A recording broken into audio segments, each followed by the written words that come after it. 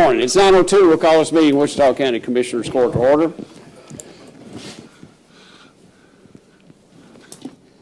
This time I'd like to call on Commissioner Harvey for the invocation. I've invited our Chief Deputy from the Wichita County Sheriff's Office to give our invocation this morning. Derek. Thank you, sir.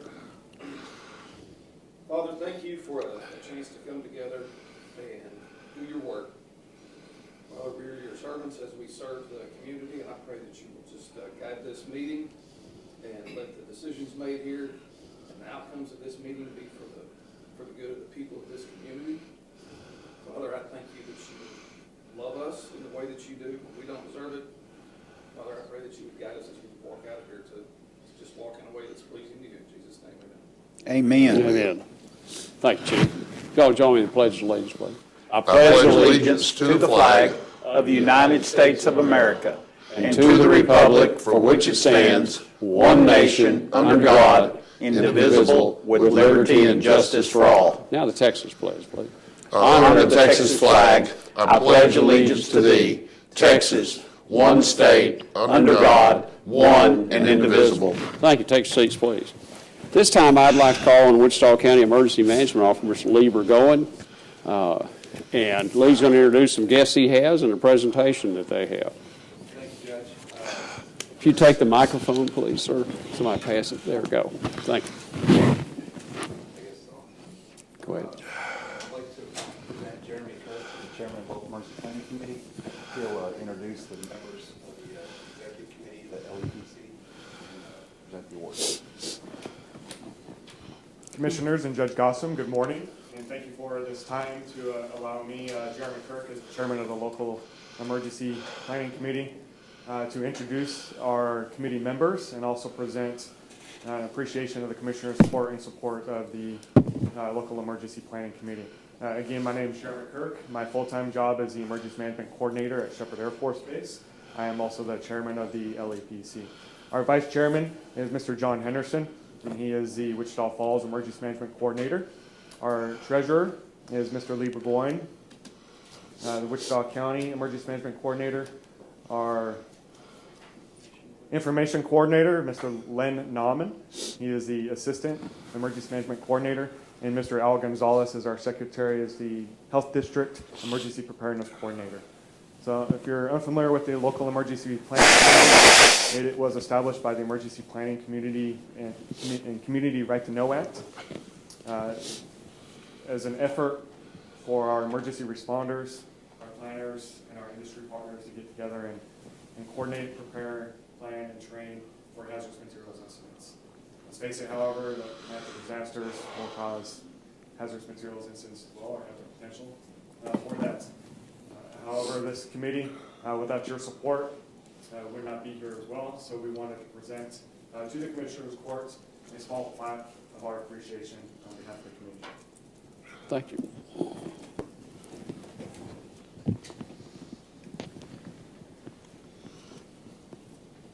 Judge. Jeremy, thank you very much. Thanks for, your all's efforts. I get to maybe make one or two of your meetings a year at best, and what you all provide and bring together not only the professionals you've got, but bringing together the community on those areas that we could have that are potential disasters if something happened because of chemical storage and other volatile things. You all bring all of that together where we have a good sense of how to respond in case there is something. And appreciate your all's time in doing that and what your service is to Sheppard Air Force Base, and as well as these gentlemen in their civilian capacities also. Thanks a lot. Judge. All right, we'll hang this up here on our brag wall. Appreciate all right, it. thank you very much.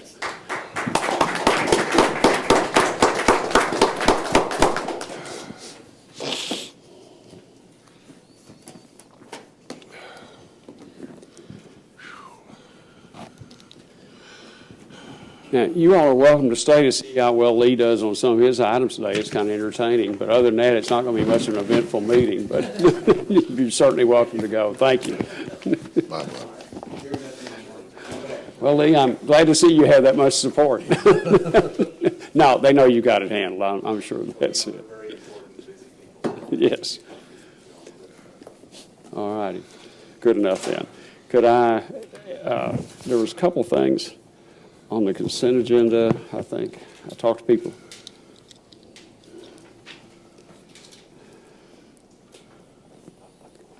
Commissioner Watts, the thing we talked about on item 3, I worked it out with the 2 department heads on those people, and I'll communicate that to.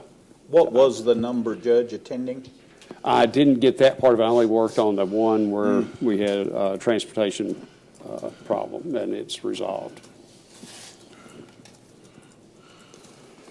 I did also wonder if anyone had the number to date for the firing range to include today's consent agenda Yeah, item. if you look at that in there, it brings you, it shows you, it has in the multiple number of tables, there was one there that shows a percentage of each of the completion areas and how much has been paid on it. In the supporting documentation, Yes, sir.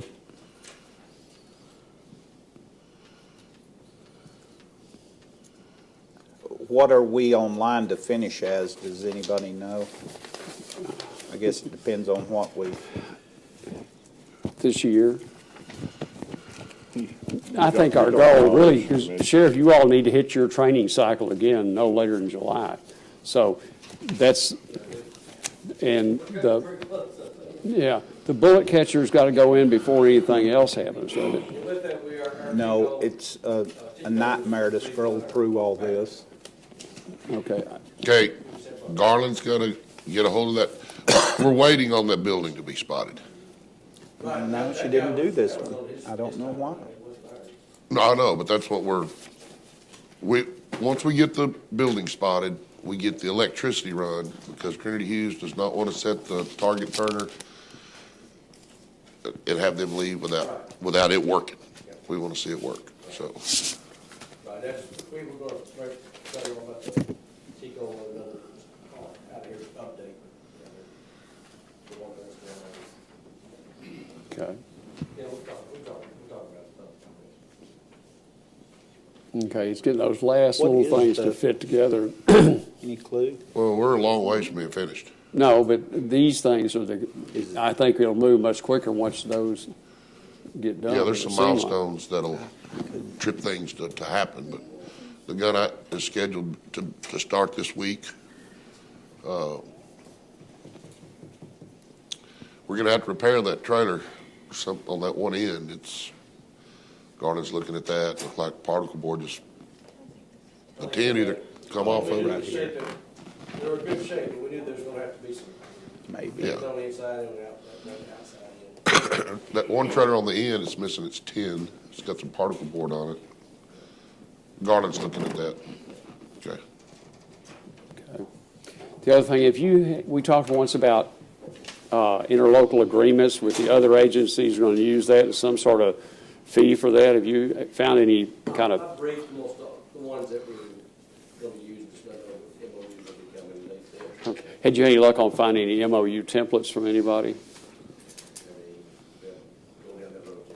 Okay, you might want to get that because with the backlog in civil, that could take a little bit.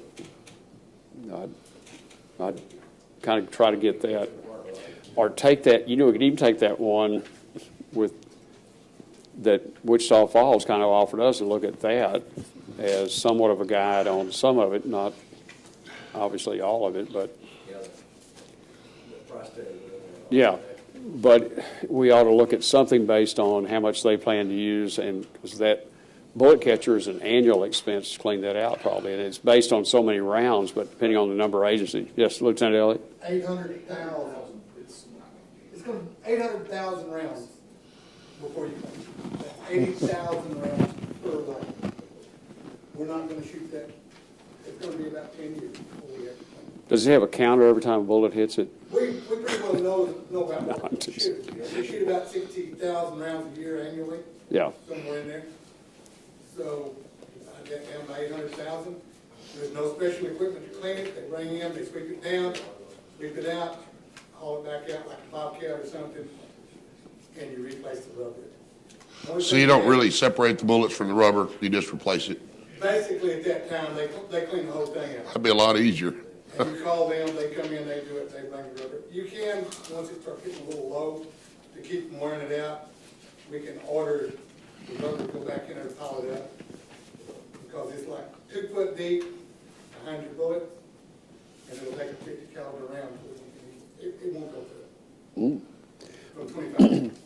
But we ought to look That at, was something we looked at last time. I didn't check with them. I called out there, see what kind of equipment it took to clean it, how many rounds exactly. It's 800, instead of 80,000 rounds, it's 80,000 rounds per lane.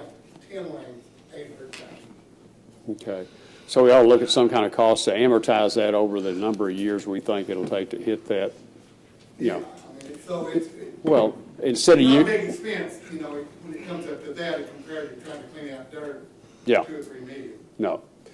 But I'm just saying, look at that and look at the lighting costs. Look at some things to say, okay, you know, let's make this a fair deal. We're not asking them to pay for the range, but we are asking them to pay for something that keeps it and help keep it up. Who specifically are we talking about? Who else is going to use the range? Well, we've had inquiry with Clay County, TDC. TDC, yeah. DPS. TDC, DPS, DPS, and Vernon College. Very College. And Clay County, but Vernon College and all of them, they either bought equipment to go into the range, like as in our target. Vernon College buys all nearly all of our targets the target areas. every year. Target, wood, which you have to look at, turning targets, wood, cardboard, things like that. I called Vernon College and said, hey, I need this. They ordered that. And that's what they did over the years of shooting. TDC brings all of their own stuff there, plus they did maintenance and stuff for us out there. Of course, when we burn it down, they was out there too. And we burned all the grass around it last year before last, and cleaned it up real good. They bring all their people up there, they helped on that. That was just trade-off. Of course, Vernon College is going through, or TDC is going through Vernon College too. The other agencies, they bought their own equipment and paid for, you know, cardboard targets and stuff that they brought out there. I don't know if Berkeley can come back over here again now. You know, they may go back to the old range, but that was about the only other one that shot that didn't bring something, or like I say, they furnished the targets and stuff. Probably 95% of our targets, Vernon College is all back in wood, everything. Okay. But let's work on the agreement. Work on, despite the trade-offs, recognize those if they're doing them for everybody else, but, you know, it needs to be a good business deal both ways. Yes, sir. Oh, you're scratching your head.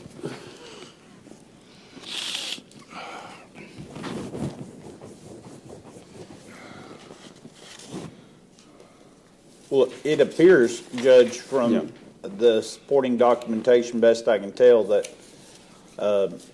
Commissioner Harvey has held the line on a $522,000 budget cut down from a $900,000 budget. And we've still got a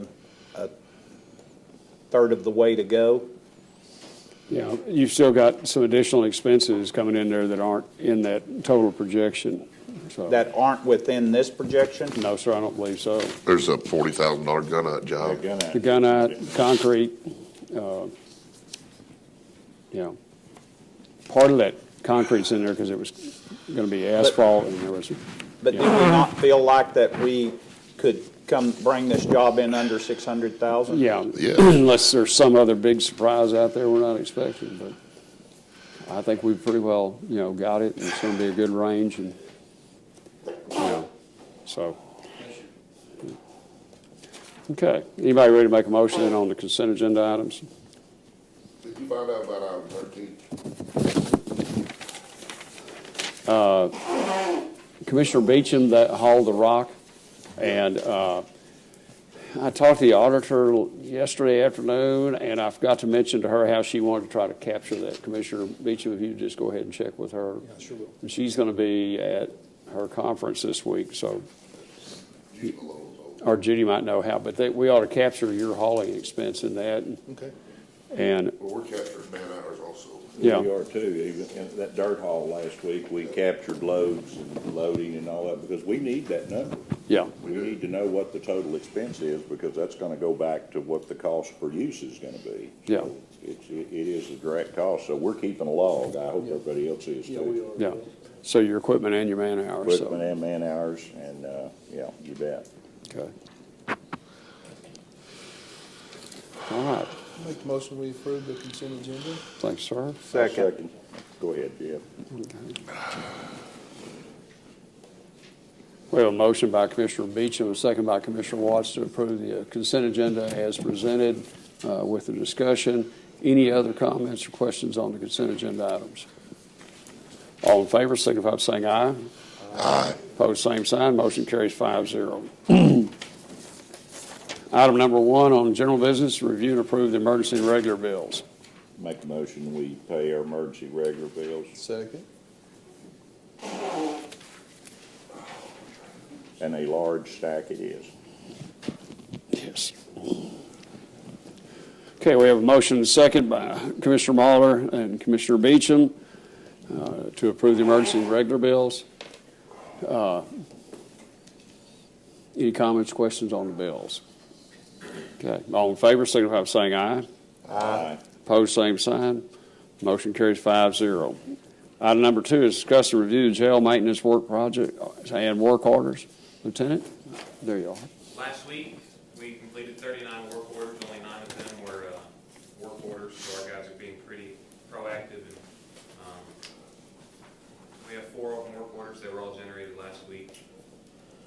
I checked emails just to review for leaks. There were no leaks reported over this little bit of rain we had, so that's the window of no leaks is growing. Other than that, I don't have anything else. Have any air leaks yesterday? Wind. Pretty good test. Yeah. Any other comments or questions on the item? Thank you very much.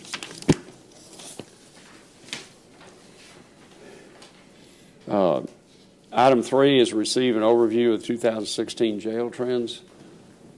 Chief, is that yours? Well, I guess Or Commissioner Watts?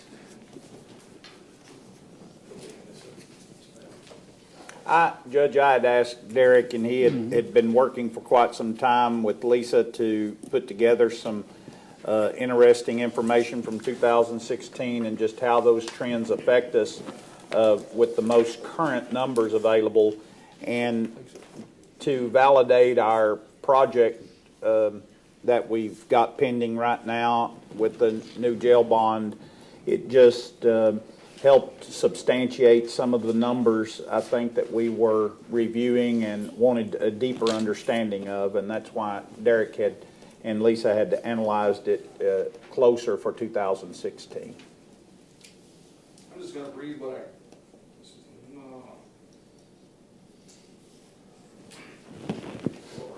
I'll just read what I gave y'all. 2016, only 31% of the prisoners released from the custody of Wichita County have been in custody more than 48 hours, which is the point where they're required to be moved from the intake area into housing. In 2016, 8,141 prisoners were booked into our jail. If we had been able to only move prisoners here for 48 hours, instead of having to move them out to housing to make room, we would have moved 2,524 prisoners about. Instead, we ended up moving a little over 6,800 to keep our intake area open. Essentially, and these numbers are on this sheet on the back, slightly more than 63% of the prisoners placed in housing did not need to be. And that's important because each time they're moved, prisoners moved into housing, it involves cost. Actual dollars spent on housing more than 4,300 people did not need to be placed in housing. It's right at $14,000 last year. Soft costs such as multi-use items like mattresses and uniforms, laundry detergents, we have to launder everything, and the staff time, when you add all that together, we come up to about $110,000 that the costs that were incurred due to what the jail commission characterizes as the limited size of the intake area. I don't don't know if y'all have any questions. If you do, I listed the things. You know, a lot of people don't realize that we have to give them cups and sporks and soap and toothbrush and toothpaste and toilet paper and all that stuff every time somebody goes into housing. And we did that a little over 4,300 times last year that we issued those supplies to people that we really didn't need to. Chief, Yes, sir. why is the sport listed as a reusable item? Because it's a hard plastic one and it gets washed. It does? Yeah, they have to turn them in. Okay.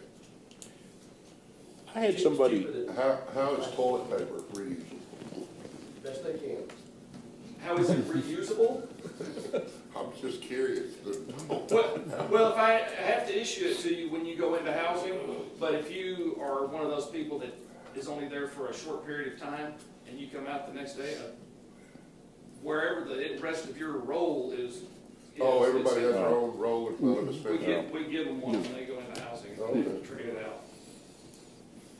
I had somebody ask this question, and of course, there's been a lot of conversation with the bond issue being voted on, and a lot of times somebody will ask you something that you've heard 100 times, but you don't really understand exactly how it works, and that's this bookend deal, and I thought it was a very good question. I couldn't really answer it. We understand that with the limited bookend that we're having to move prisoners into housing, and we understand the costs. You broke them out very well. And they asked the question, if you've got them held in the bookend area and you can get them released without going into population within 48 hours, isn't that the magic number? 72 hours. Okay. 48, 72. And they asked this question, I couldn't answer it. Does that process stop when they go into, when you put them into population? Or does that slow down their ability to make bond and get out? Or Well, it's going to slow down the amount of time between when the bond comes in and when they walk out the door. Not terribly, but if you go into housing, you got to process them back you out? get up all your stuff and you get the uniform put on you, whereas if you're bond out from his booking, you bond out and you walk out the door. The other thing, the new jail, if we do it like the ones we looked at, they will actually, instead of now you have to roll the phone unit to them to use, they will have that ability, but the sheriff will control it, but they'll have the ability then to be able to call without waiting for the phone to come around, that kind of thing, to try to get their bond set up and all. There were a couple other costs that would be associated with that. I just really didn't quantify them. One of them would be the fuel between, I don't know, that 4,300, I don't know how many of those ended up going to the annex, burning up fuel that didn't need to be burned up. And then we have to do a TB test on everybody that comes into jail because of our processes, but we're not actually required to. I think it's the third day. It's only if they're staying here 3 days. So if you could release them from bookend and just do the TB test as they go into housing, you probably save some money there, but I can't quantify. This is a great exercise, Chief. It helps you in business practice all the way top to bottom. It identifies where we can save, and certainly with the new design, we'll be able to cut these costs that we've been incurring for years because of we have no other means but to book them into the facility. So the answer to the question that I asked would be, no, it doesn't stop, but it can be slowed down. Yes, sir. Right. Because of that process. And I thought, well, that's a good question. I don't know. Yeah, it has a lot greater cost to us. Yeah, we've already spent the money Sure. to get them booked in, and then you got to process them back out, which takes Manpower time and everything. Manpower and everything. That's good. That's good. Sheriff? One of the things of the past administration that we changed pretty quick when I took over the office is releasing those inmates from the annex. Before, the past administration would have to have a deputy or somebody from jail go out the annex. You may have a bond waiting downtown, and then however long it gets the deputy from the public center area or wherever he could have been to go pick him up, and then take him back downtown and release him downtown. That's once again a lot of fuel costs involved in just going across the county, pick this guy up and bring him back down here and release him. After I took office, you get out of jail, the bond's there, paperwork's good, he's gone. He walks out the door of the annex. We had a couple complaints back in those days of people walking by, want to use telephone or some drinking water. They get that opportunity to do all that before they walk out the door of the annex. that's just another one of the costs that doesn't reflect in this now because we cut that out right off the bat. To me, it didn't make any sense that somebody sit there with a bond for 2 hours and you could go and cut them out right now and get them out in 2 hours. What do you picture staffing size if we're going to have 72, capacity 72 in that bookend area? Is that going to change your staffing ratio of how you all do things now, do you think? We're going to have to look at that when we actually get some plans because Joe basically going to give us a staffing analysis. Right. We need to make sure we're covered, make sure the proper people in there to respond to an incident in the booking center as well as the rest of the facility. Yeah. I think the way intake works, you have to have multiple people down there, and so to stay in compliance, you would only need to have 2 staff if you had 72 people down there. But you can't book them in. I don't know that our staffing initially would go up, but I think that over time, if business picked up, you might find that you need more staff down there, just for the intake area. The other thing, though, I think is going to happen, isn't it, because we won't have to have as many control rooms in the linear jail. Right. You're going to be able to rearrange some of that staff. And so I just think it sounds like everything we've seen, it's the best way to go and allows you the best opportunity to truly administer your people instead of having fragmented areas where I was talking to one of the county judges and said it just seems every time they always manage to go 2 people over and have to have a full 24/7 jail crew to cover 2 people. And I said, well, you need to look at who you should have out on bond then. But at any rate, that happens. It happens in hours when that's not available. But some of the having other a bookend center where your major population is will give you some flexibility too. I would think as far as your security and being able to call for help or whatever, you're all right there in the same place, and that makes that's the key to it. Yeah. And there may be we haven't studied it because we got to look at the layout of how it's going to work with the booking area. We've got to have extra staff there to make sure all this taken care of. You have medical there full time instead of like booking now. They got to go upstairs take care of meds at 2 o'clock in the morning or 1 o'clock.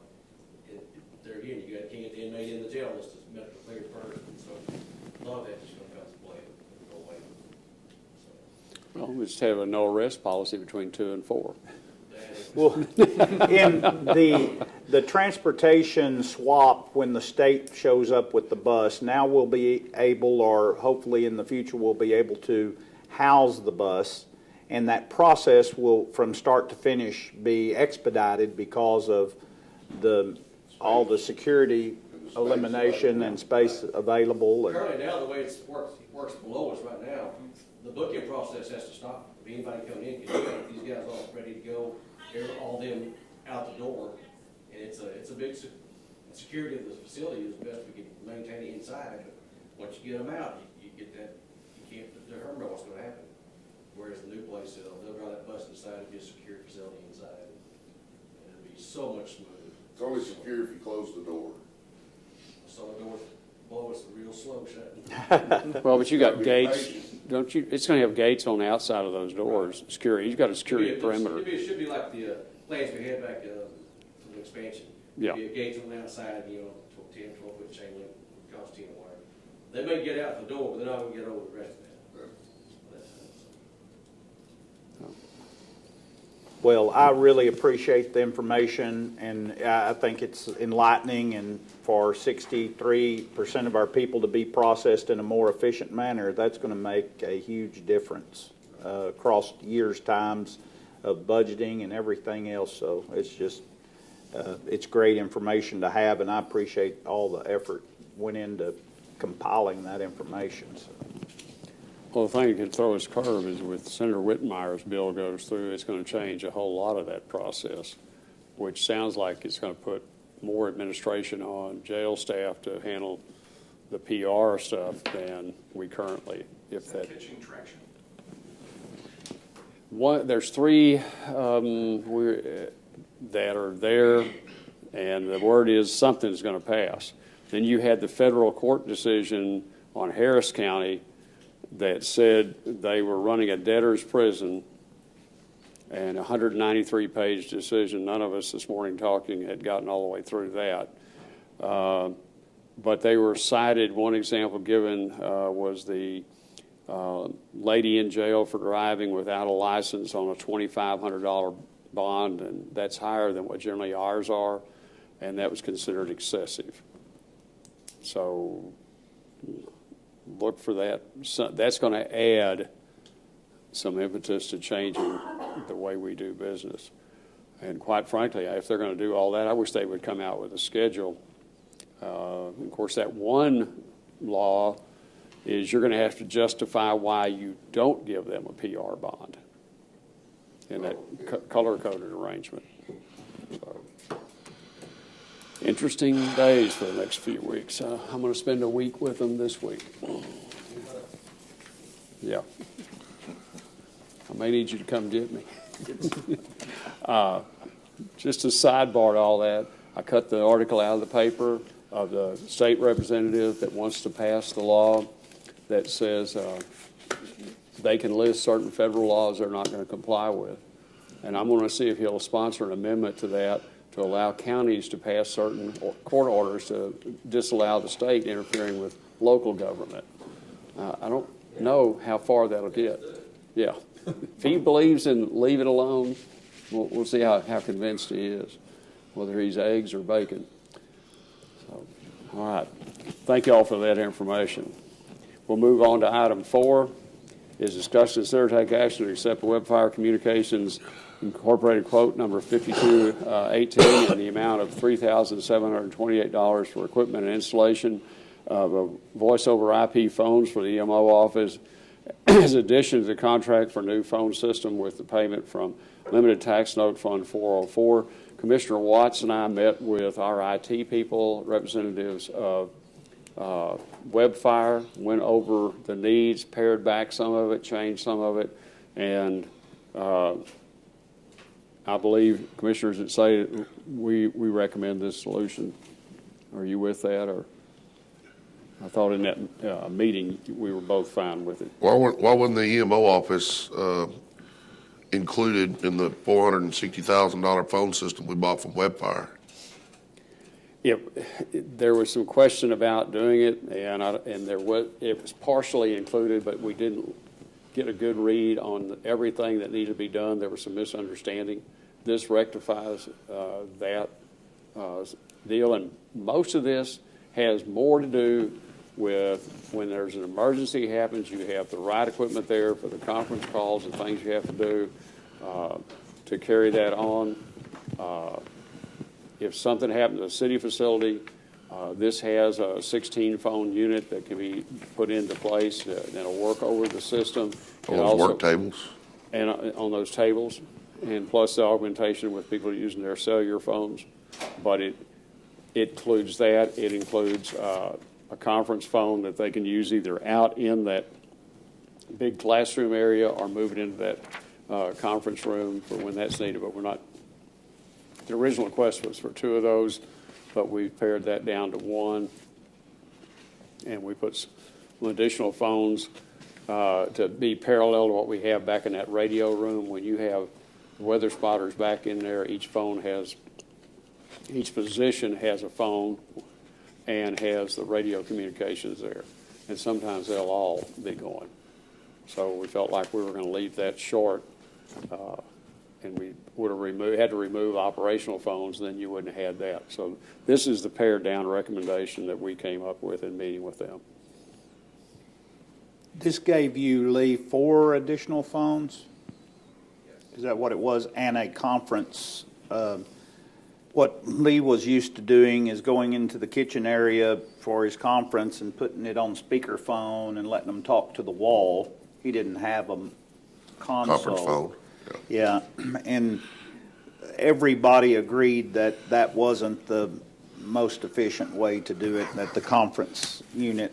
This keeps them from taking the phones out of their office to other locations.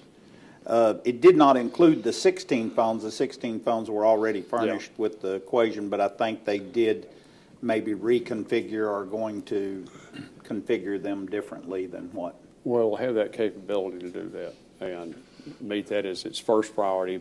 But let's say we had an office go down someplace. You could move that in and yes, and that is a good point. Like if we moved to Wichita Falls, we could take those phones with us there or up here. It wouldn't necessarily matter. And they work off a different internet system than what ours does, the 16, the kit. Oh, yeah. Okay. Could I ask for a motion then on this item? I'll make the motion that we approve. Do you have a second? Second. Thank you. Motion by Commissioner Watts, second by Commissioner Harvey to approve the item as presented. Any comments or questions? Judge, I do have a question here, and it's a question posed to me. Is there the possibility when our law enforcement center is complete east of town that EMO moves to that new center? The easy answer to that is yes. But Potentially. the plan and what the expense and how do we do that? But that would certainly move that into a hardened facility. It's always And been my problem is we've got that whole deal in a non-hardened facility out there, and I don't know that that's a real good place to have it. We got a lot of equipment out there unprotected. well, the thing is, whether we would look at with Sprague having the ability, some of that, I don't know whether we could put it inside the current building or not, whether the entranceway would allow for it. So I was thinking whether there's anything too high for that, or the way that angle is to get in there.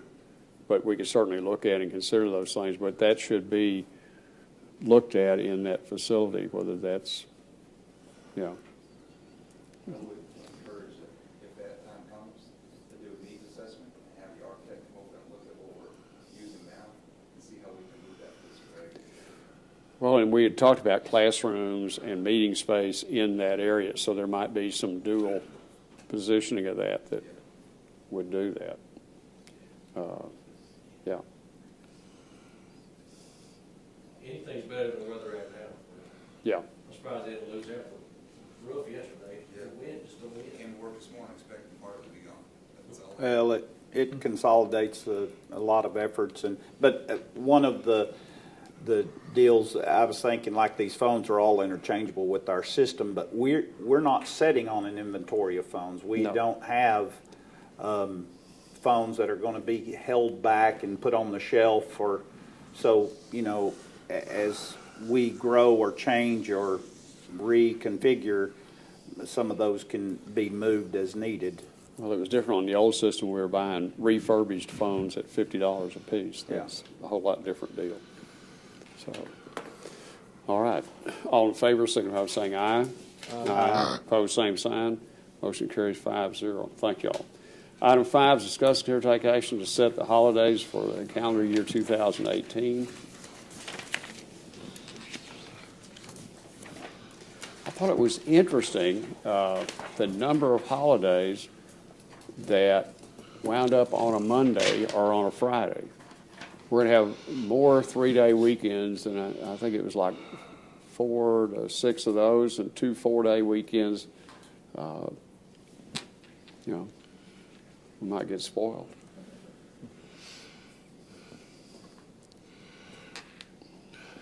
Are these the highlighted ones? Yes, yellow. Yellow. But there's 1, 2, 3, 4, 5, 6, 7, 8, 9, 10. 11, 12, 13. 13. Plus 2 Thanksgiving. Oh, and Christmas this year falls On Monday and Tuesday. Oh, wow. Thanksgiving is always there. Thanksgiving and 4th of July are the only constant ones. Besides, yeah. Well, why don't we take off on Columbus Day? It's Italian War Heroes Day. It's what?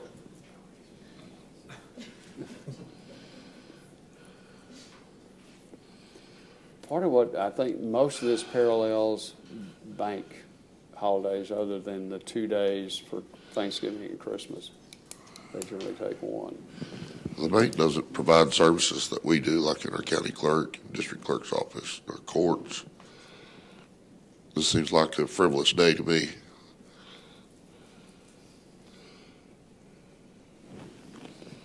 Well, if you were gonna pair one, that'd be it, I think. Absolutely.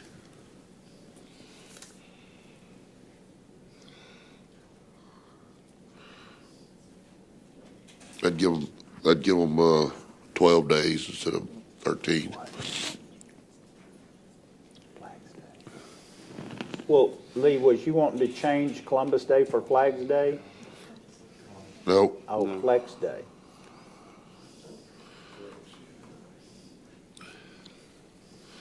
Where was it?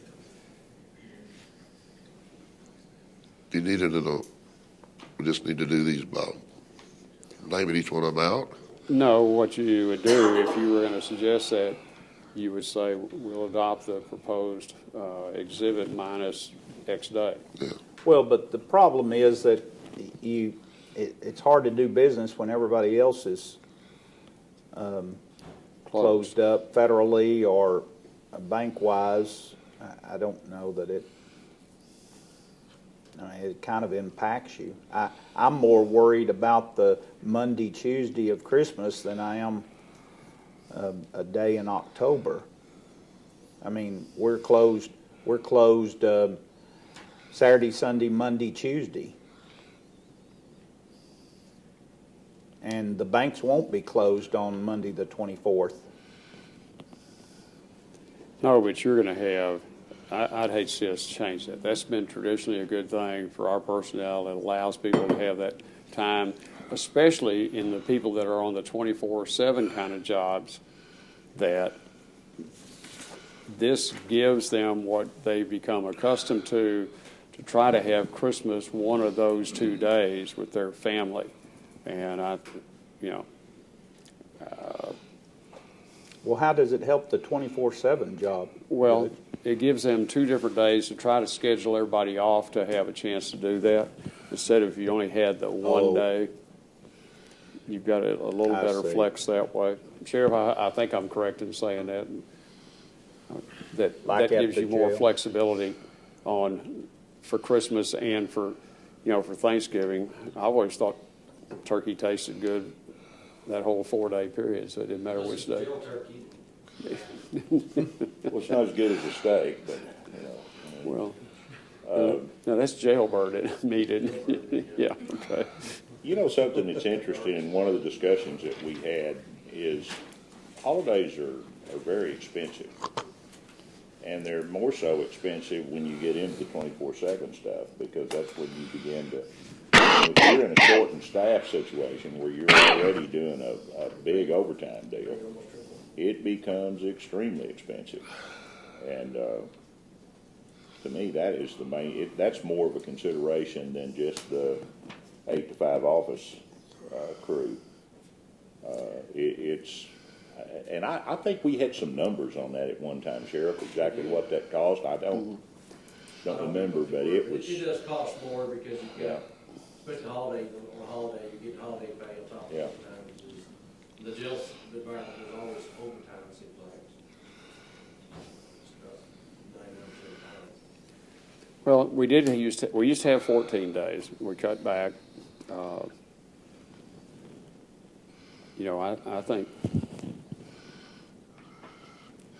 Yeah, we didn't need to shut the courthouse down for Flag Day. Well, we did away with Texas Independence Day, and we substituted, Harold White brought that forward, and we did it, and then went to Martin Luther King Day. But here's a suggestion I'm going to say, Patty, have jury calendars already been, are they worked on for, or at least? I made a mistake on that with the judge's office. I think I can still stop it or whatever. But when she gave it to me, I thought it was already approved, so they are at press right now. Well, on that note, Judge, I want to come back to that. Well, does that affect, like if that October 8th, did that prevent us from having a jury week that week? No, they've been cutting back on jury week. Okay. Because we don't have any jury trials, so they've looked at that and, trying to do a better job of scheduling those, because there is a tremendous expense in the number she has to put out to try to bring the pools together. That's been going better than it had been. We're still having a little problem with no-shows. Well, we don't wanna limit the ability to get through the system, though. That's for Yeah. sure. What I would suggest, this is kind of far down, if we're going to make a change in it, is to look at it more closely, come up with some more rhyme or reason about why, certain days to be closed, which if the banks are closed, that does make a lot of difference in a lot of the business to what we can do. And see how well we're paralleling that before we Every time we have one of these closed day holidays, we're paying people that have to work on those days. You follow what I'm saying? It's just a day for us to give away everybody's salary that day. You follow me? Yeah. So, but asking them And to I come to think, work on Christmas, good Lord. well, we're not, Columbus Day is so special to everybody. Yeah.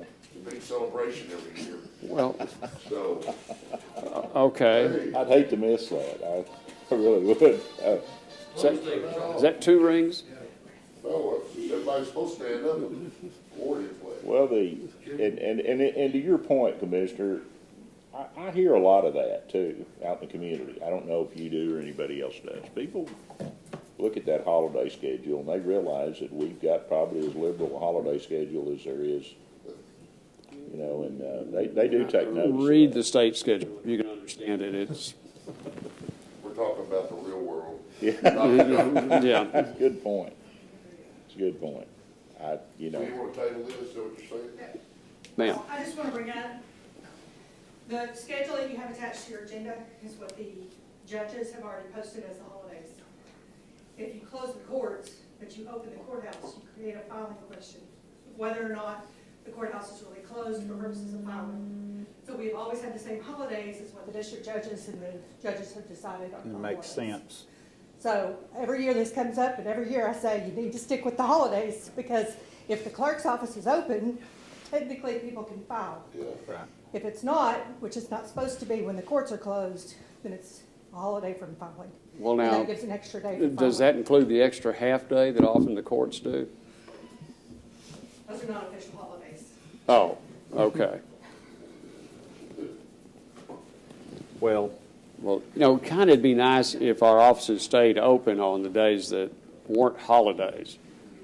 Because that's part of what when people come in and say, where's everybody on, Wednesday afternoon? That is a problem.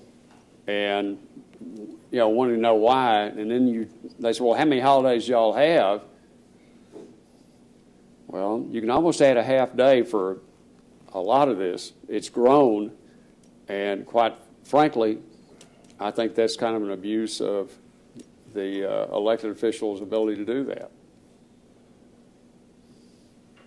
We have a pretty liberal holiday thing, but there are some people that have come in, drove in from out of town having no clue, and they came in to do a transaction in a court, and no one was there. Well, case in point, like the a, judges, when they post it, do they just repost if we took Columbus Day out, do they just repost? That's their discretion. That's why I'm going to say we need to sit down with them. If we're going to make a recommendation, it needs to happen before the 2019 schedule. Now, they came in last year and proposed adding, I can't remember what day they wanted to add, and we declined that, but they didn't publish their schedule and put it out until after that court meeting that said no. What does that mean? Publish their schedule? Well, one's the calendar, The two, district judges choose when their jury weeks are going to be. yeah. And when they publish their schedule, every county has to publish their schedule at the first of the year, so that everybody knows when the holidays are for filing deadlines. If you have a deadline that falls on a holiday, then you get the following business day as your filing deadline. And so the courts have to publish what is that schedule, so people in the community know. Where do they this publish is an it? That's official. my question. Can't- They just put it It on the goes on website? it goes on the jury calendar that's given to everybody, that anybody that wants to pick up a copy can get it. well, It's in multiple formats, but- huge, small. Meredith, does it have to be? Can it not be posted on the website electronically? I'm sure it Yes, could yeah, should be, probably. It is on the website. Okay. Well, I mean, that was my question a while ago. Why do we print a calendar? Why do we print and pay for the cost of a printed calendar when everyone has exposure to it electronically on the website? What would be the justification of that cost? Don't look at me. We've always, I know, It's easier to do. I mean, if you go around the courthouse, you know, the sheriff's department picks up, I don't know how many. Our office, we've got it. I mean, for what reason? What reason would, I mean, why wouldn't they just jump to our website and see if that day is listed or not? Or, well, how much, Patty, are all the calendars you have printed? What's that bill? I'd have to go back and check. I know we received 1,000, and I was gonna ask Willie too, because it always comes out of my budget. I was gonna ask Willie if it can come out of the jury budget instead of my budget, but either way, this year it's coming out. well, the question came up because I noticed phone numbers or questions about phone numbers on there, and I thought, why wouldn't it be posted on the website in the special place where all could see it at any time? I don't know where. It is posted on the website. I know, But not everyone has access to that website nor thinks about it. Well, Judge, far more limited is that than a printed version of this calendar. I mean, I didn't even know about the calendar or really how it works, and I'm assuming that's what this is. But yes, sir. I mean, I've never used that calendar for. Do we use this calendar for any purpose in this courtroom? Attorneys in this county use it every day. Yeah. But not this one hanging on our wall, do? Almost every attorney in our office has one of those hanging on their wall. Well, I know, but my question is, why do we hang this on our wall? I guess for the holidays, because they match up with the calendar. Well, because Nancy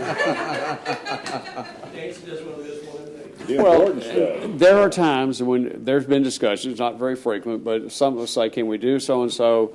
And we've looked at that and said, okay, that's a jury week. You're going to impact. It was like the horrible decision that we had jury week, we had a public hearing, and we had the water off in this building, changing the meters. That should have happened in the middle of the night for both the jail and for this. And we didn't make the city aware of that in time to reschedule that. It worked out okay, but it still was not good planning. My point is, it's just a cost that seems antiquated to me in the light of the way we use technology today. And I mean, penny saved is a penny earned in my book, and it's just an old timey cost that I don't know is.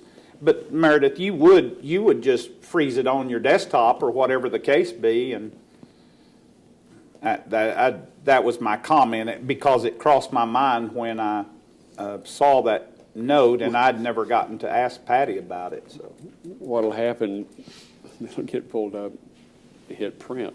Most attorneys in this town would likely do that. But then it would be their paper and their ink. That's right. Well, Jeff, I think your comment goes toward a lot of things that we do. The price of technology continues to escalate, and we buy more and more of it.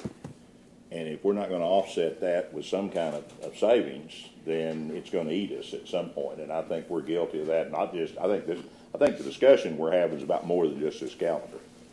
And we have got to begin to find some reduction in personnel, reduction in printing, reduction in a lot of things if we're going to continue to push our technology the way we are. And I don't know that we're doing a very good job of that. I think this is just the tip of the iceberg as far as that discussion.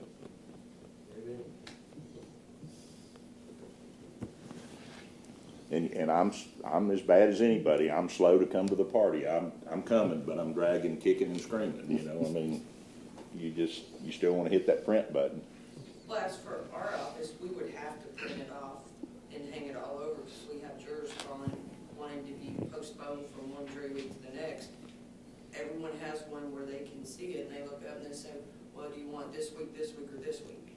Yeah. But So you can punch the we button. Do that same thing on your computer. We can't keep it called up on our computer because we've got working on this, and we've got our e-file called up here. We can't close all these out to call up a calendar and say, okay, do you want this week, this week? It's no different than going to eBay or Facebook that they do all the time. It's just as simple. It's not complicated. Well, they're. You can minimize it, put it in the bottom corner, open it up, close it. Why is this hard? I don't get it. What would preclude us from charging outside offices that get the calendars from us? It's all tax dollars. You would just have to charge the actual cost of production. Yeah. But you could, yes. That would offset some of it. Well, since we don't even know what we're paying for right now, this is kind of a nebulous conversation. And we'd have to hire 4 people to handle the bookwork. Yeah. But that's why I really think let's leave what we have now, take a serious look at that Yeah. outside of this, but move forward and get this done, and then talk about how many of these are the right days or wrong days. This is more of a long-term project, I think. Yeah. We gotta have some more data. And we've already got the calendars printed at some price. Well, maybe not. I mean, or. They're at press. Oh. They went to press last week. So why would the judges post their calendar of this early in 17 for 18, and we haven't even done the They're working on vacation days yet? jury trials for 2018, right? 2018. The rest of the jury trials for 2017 are already booked. So if you're trying to get a jury trial, you're looking at 2018. Okay. But why would the calendars go to press and then today we're gonna approve them or not? She approve them? thought it had already been I approved. thought it Oh, was approved. okay. When they handed it to me, I thought it was approved. Well, in light of that new information, I'd make a motion, we approve this calendar as before us today, and then have earlier discussions if we need to change the 19. I would second that, but I would like to stress that this is something we need to dig into a little bit. Try to be a little more efficient. Okay. Motion by Commissioner Watson, it would be second by, is that what you? Would be. Would be. Is that what you call that? Okay. By Commissioner Mahler, to approve the 2018 calendar as presented, but to take it under study for 2019. Any other comments? I don't remember that would be being in my FFA parliamentary No, procedure. I don't. We do a lot of things that aren't in anybody's parliamentary I'm sure it's procedure. in there somewhere, I just don't remember it. Okay, all in favor, signify by saying aye. Aye. Opposed, same sign. Motion carries 5-0. I just remembered Target does have a big Columbus Day sale. Oh, well, okay, you're good then, you're good. You're Meredith, thanks for the information. We would have. Okay. We are down to any staff reports to be made. Anyone? Other, yes, sir. Chief. I didn't make it earlier when we were talking about the firing range. One of the things that I hope the court will see very soon, we have a training academy contract with TCOL that allows us to do our own training, like the jail academy. One of the requirements for that is that we maintain either a firing range or have an MOU in place with somebody that allows us to use a firing range that meets TCOL requirements. And Sergeant Gonzalez, I believe, has been working on getting one of those. I don't know that we'll ever have to use it, but right now we're not compliant with the requirements of our training contract or our academy contract, and I believe we've got an inspection coming up sometime in the next month or so. So hopefully y'all will see something from maybe, I don't know, from somewhere that will allow us to have at least that MOU on file until we get the firing range done. Okay. I'm pretty sure that the city of Wichita Falls can work with us on that, on a temporary basis. Well, yeah. I may be incorrect, but the one that we're looking to use that would not charge any type of fees or any type of requirements. Our range masters would have complete oversight of what goes on there, as long as we follow their guidelines. I've been in conversation with Owl Park. I know Wichita Falls PD, I believe they require their range masters to be there and while we're using it, and that creates an inconvenience. So I've been in contact with Chief Johnson from Owl Park about setting up one through them, because Vernon College had to do the same thing when our range went away. They didn't have access to one, so I'm in the process of getting one set up through them to meet compliance, so we don't lose our training contract. Okay, that's a good idea. Will we actually use it? Or will ours be built in time? You just need paperwork. We need something on file. I think. Yeah, we gotta have it on file. I don't think, unless something else comes up that's not been foreseen. I don't think we'll ever have to get to that point of actually using them. In utilizing all the parks, it's not a cost involved.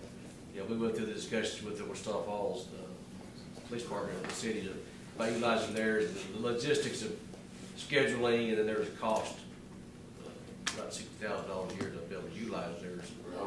Country, yeah. So, Yeah. the all park will suffice if we get that input.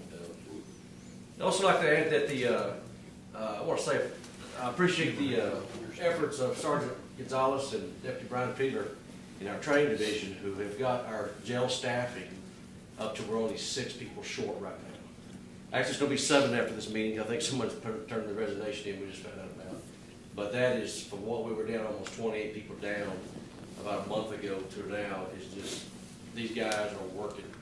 They're working hard, and they're really doing everything they can to get these people in, get them lined up. And I just wanted to say that because some people don't understand, why do you get so many people leaving jail? Well, the jail environment, especially the conditions that we have with our facilities, the people don't understand what it takes to toll these people to leave. Just some people just, they're tired of it, well, there's issues.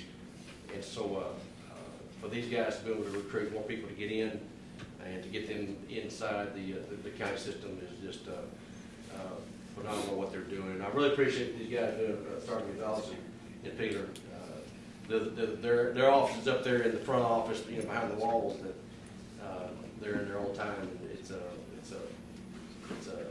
big feat to be able to do as much interviews, get these people in and out than what they do. So I just want to tell the guys I appreciate what they do, and I want y'all know exactly what they are doing something. If we haven't just been sitting around waiting for somebody to drive a bus up people that wanted a new job and pull up to us. It doesn't happen like that. Because y'all aware of the state standard, but we have to go through the qualifications. It's kind of hard to do that. Well, I'm amazed the number of weekends I see them here doing weekend training with the new personnel. Right.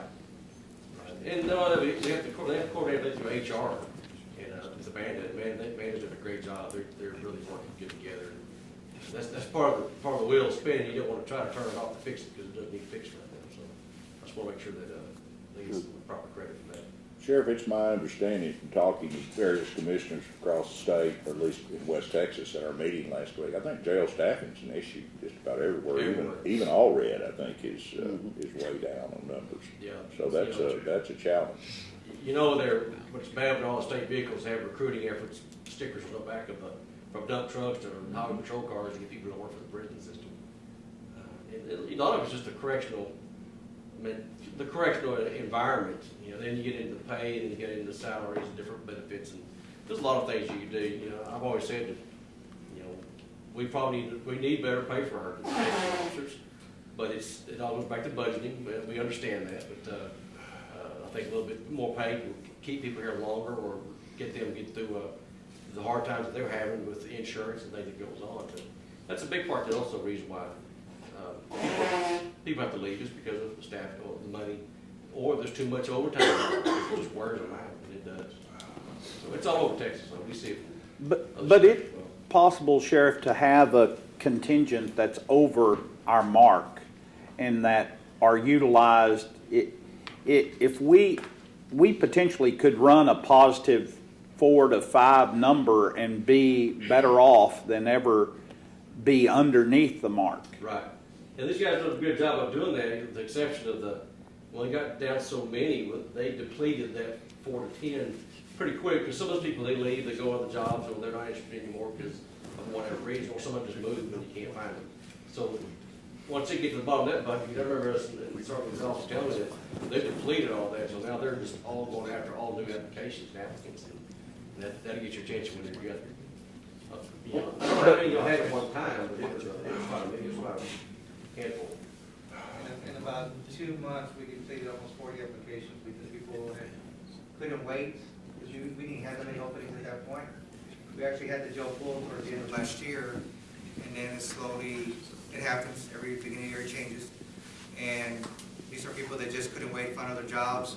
But we left that option open for them, and we still do that. If they want to reconsider, they're more than welcome to. You know, we've even had some old employees come back and work part-time. So, I mean, we're out there recruiting every day. I mean, employees from the Sheriff's Office will go places. I even recruit from the TDC Academy when I'm out of college. you know, so we're constantly doing it, but it's just the market is not what it used to be. And I've met other counties, Collin County, over in Gainesville, you know, they all suffer the same thing we do, that it's just people aren't just coming like they used to be anymore. But I guess my point is that can we not have a special unit to pull our jailers so a jailer's not waiting on that position to fill, but actually is in our employment and comes out of that unit, whether it's training, because we're in a good position with you being able to train in lots of capacity, and so can we not pull from a special unit that's already within our employment to fill those vacancies in lieu of waiting for holes just within a specific position within the jail? Well, unless I have missed something, I don't think, other than the allocated numbers we already have,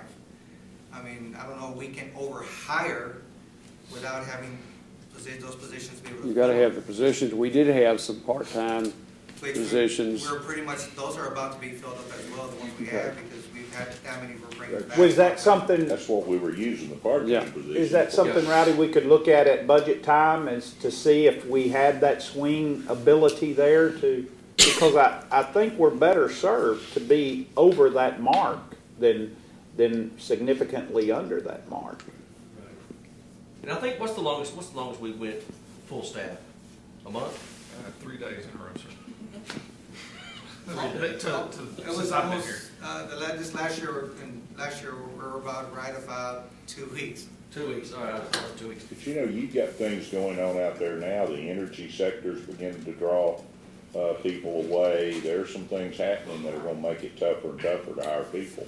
And it's going on right now. We've had guys in the last 5 years we hired, and they left to go to work oil fields. Yeah. And when all that started busting down again, well, they come back. Yeah. And good for them, they left on good graces, and Yeah. and then we hired them back. You know, it's just an easy fit. See, that segment's gonna be a pull again, that we're beginning to see the activity pick up. It creates more problems, more challenges. What about they were taking state prisoners out of some of the neighboring Oklahoma County jails. Did we see any people come our way from that? I hadn't yet, and I think there was one, was it Haskell, that shut down their private facility? Yeah. And that's what I was waiting to see if we were gonna get that influx, and I hadn't seen an influx of either that facility or any of those in Oklahoma, due to those cutbacks or facilities closing. Might have sent an invitation to do it, but I'm serious. But I don't know. When I talked to Brian once, we were going to look at is their license? What happens if you come from Oklahoma to Texas? Is it start all over again? You got to start over. Sheriff, let me ask you a question. There is a lot of stuff that those inmates can do.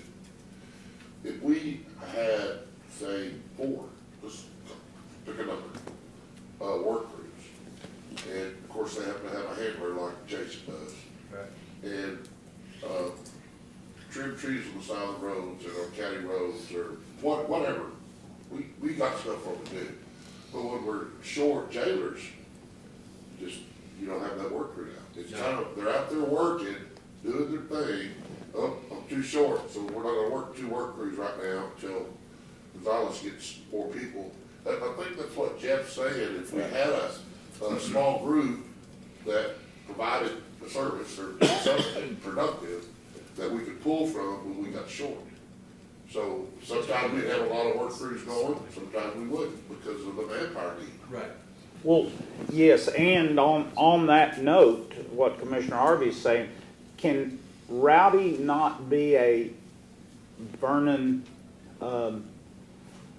qualified person so that young men and women are gaining hours through their program for law enforcement mandated or college hours because of his ability to earn if they're working in a unit like this? That's, They could probably do an internship or something and get a few hours for that. We have some interns that come here at MSU that are criminal justice major. We'll utilize just in the office areas. Generally, by the time they really start catching on everything, their semester's over. They gotta go. But the idea you're talking about having an extra people to be able to have work crews, more work crews, we could do that with just the staffing. Well, If if you we send added a, staff to it, if you fine. send a work crew out, you're gonna tie up one jailer with, say, 4 people. Right. Where if he's in the jail, he's gonna be able to supervise many more, and that's where you get into Right. the, That's into where the you get real the challenge. Like, no, we need him to be watching 45 rather than 4. Right, and it's, And- it's like we've got 3 trustee officers, and, Shepherd's the one we see more visible in the public, because it's they Yeah. do everything outside, but the other 2, they do a lot of things inside the courthouse. However, if they get down an inmate where they can't replace him yet, and we're short on the floor, that officer is having to maintain security in the jail for that day or 2 days or Yeah. however it works. So they're doing what you're asking, but Yeah, we're kind of pulling from those guys anyway. If we had an extra 5 other people to cover that stuff in the jail and have other work crews, just like you're talking about, it would be great to have, we had 2 officers who are taking out about 10 people, and you're working on county highways and picking up garbage, Trees, tree trimming, trimming, everything in the world. It would be great if we could do that. And we were approached by the city about 6, 7 years ago by utilizing inmates to clean the median of the Kell Freeway.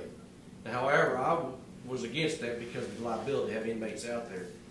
We all know how everybody drives the Kell Freeway, so it'd be a huge liability. But there's other roads, and not just in Wichita County, that we need some garbage picked up. Bottom line. sign maintenance, there's a number of things. We're All right, we're using kind of Yeah. we're Is that getting a work little crew- far is that here. strictly voluntary? I mean, For the inmates? yeah, Yeah, they'll request, if they meet the Okay. requirements, they can get to it. I thought it was, but I didn't And know. they cannot receive any form of pay No. in that. No.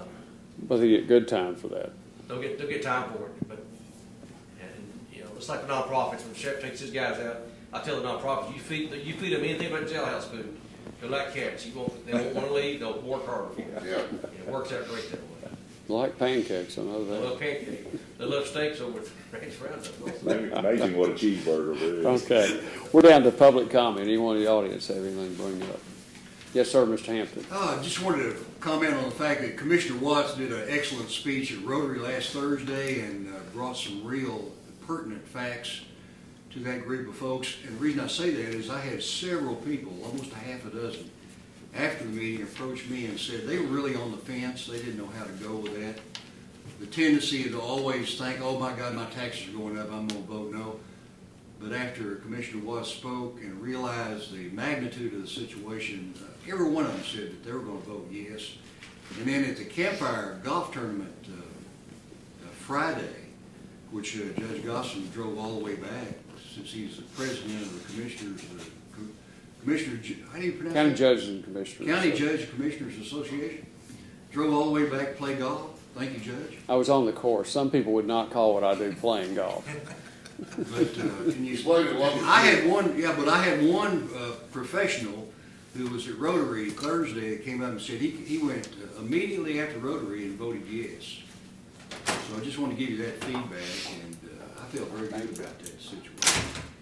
And the campfire deal, the importance of that, the reason I sell candy and do all that other stuff, and I give you an opportunity to buy, and many of you do buy,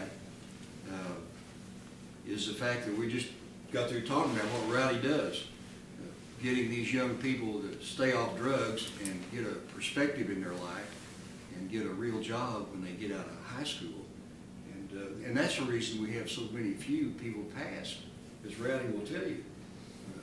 They've already got a dirty sheet by the time they get 18. And the reason I bring that up in public, people watching this is serious for Wichita County. We've got to get a handle on this. And Campfire is one of those deals that gives people a real, meaningful, thought-provoking training on you are valuable, your life is worth something, so stay with it. And of course, without that type of affair, I mean, the money goes to pay those bills. And without Campfire, there's a lot of other organizations, interesting article in the newspaper about nonprofits this weekend. They all overlap. It's not somebody competing against the other. Every one of them is valuable. And every one of them that you support should have a track record. So that's where I am on that. Anyway, Judge, thank you. Thank you, sir. And Commissioner Watts, thank you, sir. You bet. Thank you, Bob. Anyone else? Commissioner Beecham, anything? I had a a relatively successful event Saturday with the Circle Trail, even though it rained quite a bit. I had about 35, 40 people stop by my rest stop, so a lot of people did get out and brave the elements. And since I was one of the next to the last rest stop, I had quite a few people that were finishing the entire 14 miles. Wow. Okay. Commissioner Harvey?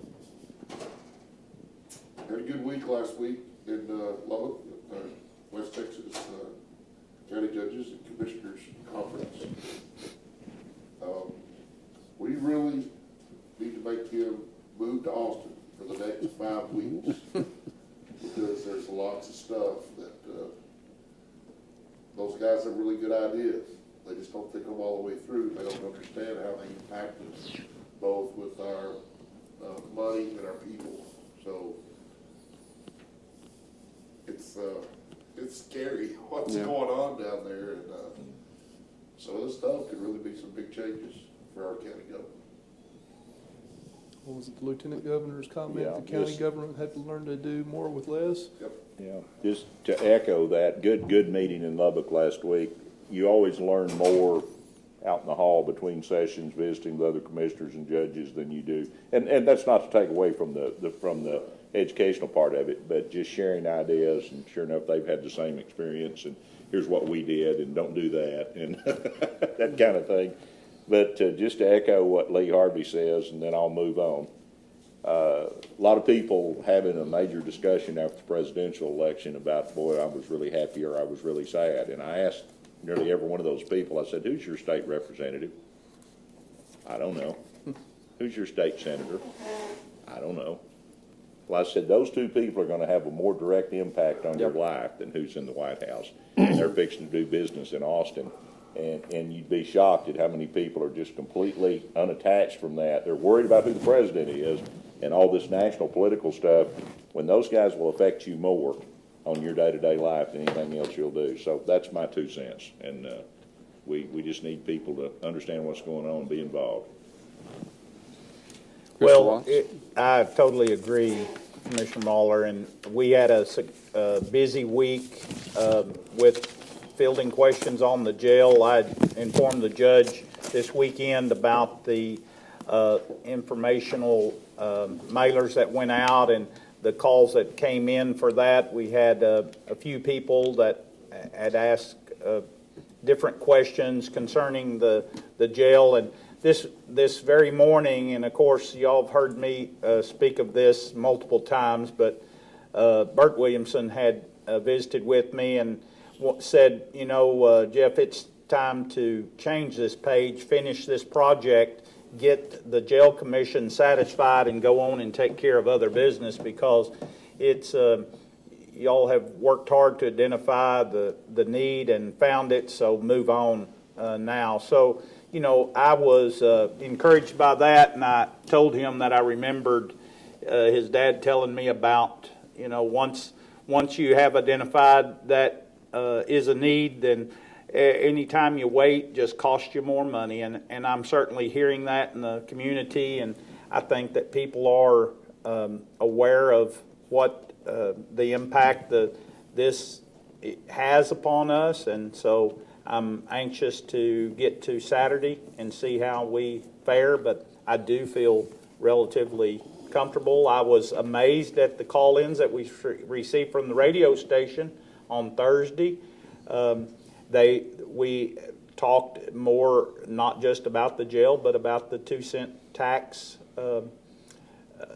for sales tax, and so that was interesting as well. Different takes on things. So, but all in all, it should be very interesting to see how the public perceives our concepts of these things. So I'm excited to get through that.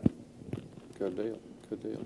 One thing we didn't forget to speak about was the Daughters of the Republic. You know, go ahead. It's on my list. I was letting you have. That's all right. You know, that's why I called on you. You got your chance. You're supposed to be quiet after that. Okay.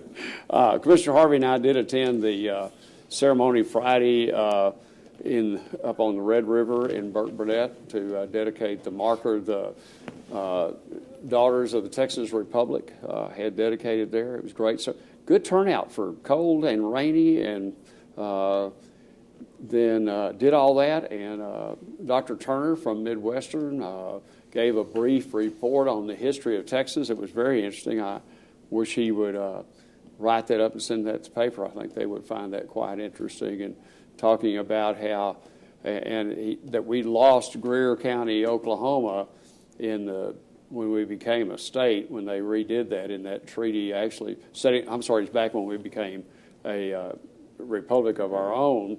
We lost it, and I'm just thinking, how many casinos would we have now if that had not been the case?